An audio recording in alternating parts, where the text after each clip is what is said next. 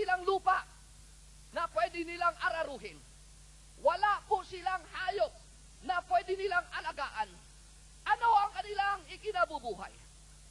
Mga kaibigan, ito ang ikinabubuhay ng mga Levita.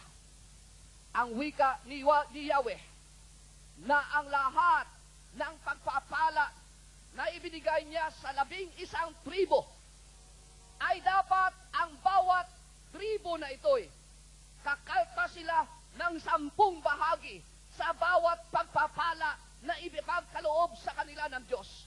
Saan mapupunta ang ika-10 bahagi? Ang ika-10 bahagi ay pupunta po mga kapatid kay Kristo doon sa templo, at ito ang mamanahin, ito ang ibubuhay, ito ang pagsuporta sa gawain sa templo, ito ang para sa mga Levita. Amen! Kailangan po maunawaan natin ang bagay na ito para once and for all ma-wipe out ang opposition. Amen!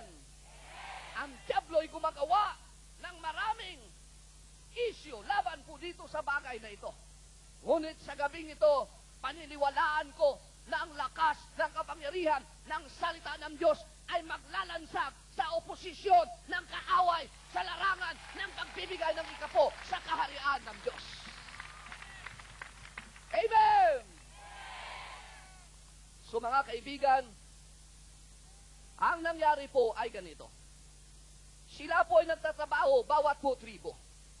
Trabaho sila, then, the 10th part, o yung ika-10 bahagi, o yung ikapo, o yung tithes na sinasabi po natin, ito po ay faithfully dinadala po nila sa templo po ng ating Panginoon. Mga kapatid,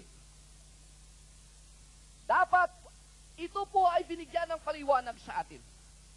Dahil gusto kong malaman ng bawat sa atin dito, hindi mo lubos na maunawaan ang bagong tipan, maliban na lamang na alam mo ang lumang tipan.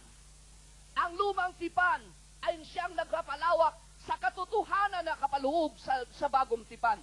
Ngunit ang bagong tipan, siya rin tumutulong para maunawaan po natin ang lumang tipan. At mga kaibigan, ito palang 10 bahagi ay ibinigay ng Diyos para sa mga Levita para ayusin ang templo ng ating Panginoon.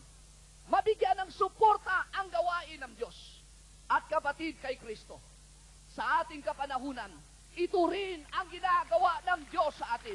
Ang sa ating ikapo ay pangsuporta sa gawain ni Yahweh El Shaddai upang marami tayong mga taong makukuha at maaakay sa paanan ng ating Panginoong Jesucristo. Amen! Binibigay natin ito sa gawain ng Diyos para masuportahan ang gawain ng Diyos. Amen! At mga kaibigan, hindi lamang yon ang plano na masuportahan mga kapatid ang templo at ang pangangailangan ng templo. Ang isa pa rin sa mga rason dyan ay ganito, para mayroong ikabubuhay ang mga Levita. Remember, wala po silang minana na lupain mula po sa Diyos. Amen! Kaya, ang sa kanila, ang bahagi po nila